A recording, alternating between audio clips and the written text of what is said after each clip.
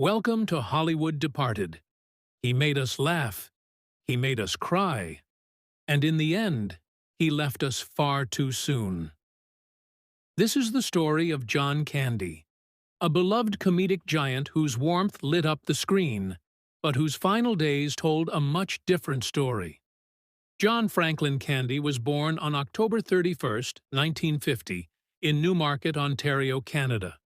Raised in a working-class family, he never dreamed he'd become one of the most recognizable faces in comedy.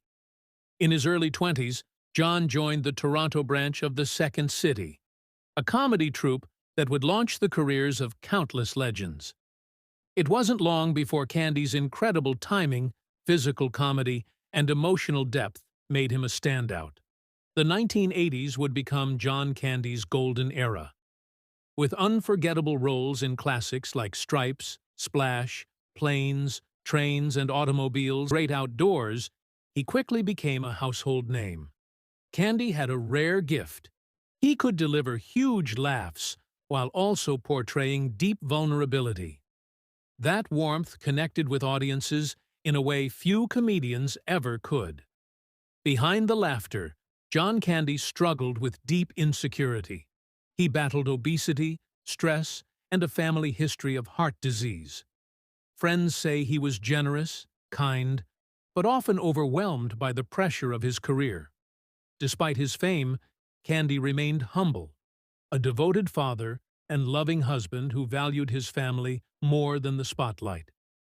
In early 1994, John Candy was filming the Western comedy Wagons East in Durango, Mexico. He was overworked, exhausted, and increasingly concerned about his health.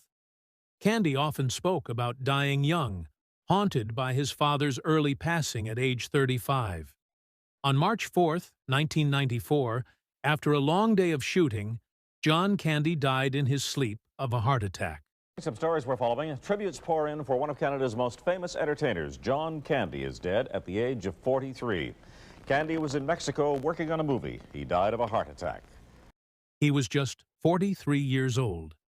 The news shocked Hollywood and devastated fans around the world. The laughter had stopped, and the silence was deafening. John Candy was laid to rest at Holy Cross Cemetery in Culver City, California.